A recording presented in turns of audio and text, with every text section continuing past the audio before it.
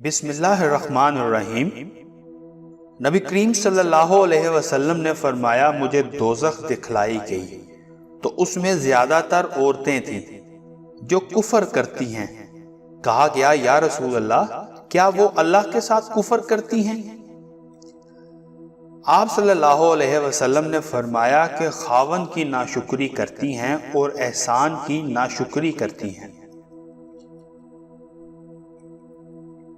اگر تم عمر بھر ان میں سے کسی کے ساتھ احسان کرتے رہو پھر تمہاری طرف سے کبھی کوئی ان کے خیال میں ناگواری کی بات ہو جائے تو فوراً کہہ اٹھیں گی کہ میں نے کبھی بھی تجھ سے کوئی بلائی نہیں دیکھی۔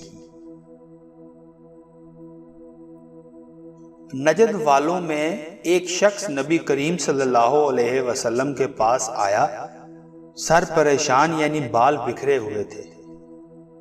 ہم اس کی آواز کی بنبناہٹ سنتے تھے اور ہم سمجھ نہیں پا رہے تھے کہ وہ کیا کہہ رہا ہے، یہاں تک کہ وہ نزدیک آن پہنچا۔ جب معلوم ہوا کہ وہ اسلام کے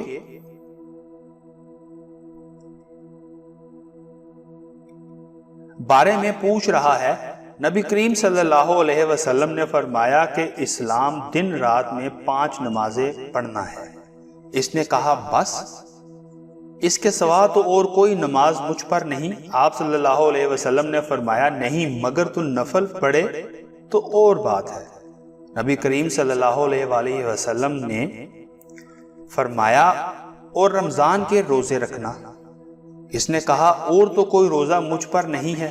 آپ صلی اللہ علیہ وسلم نے فرمایا نہیں، مگر تو نفل روزے رکھے تو اور بات ہے۔ طلحہ نے کہا اور نبی کریم صلی اللہ علیہ وسلم نے اس سے زکوٰۃ کا بیان کیا۔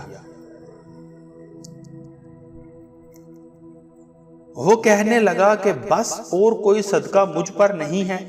آپ صلی اللہ علیہ وسلم نے فرمایا نہیں، مگر یہ کہ تو نفل صدقہ دے تو اور بات ہے۔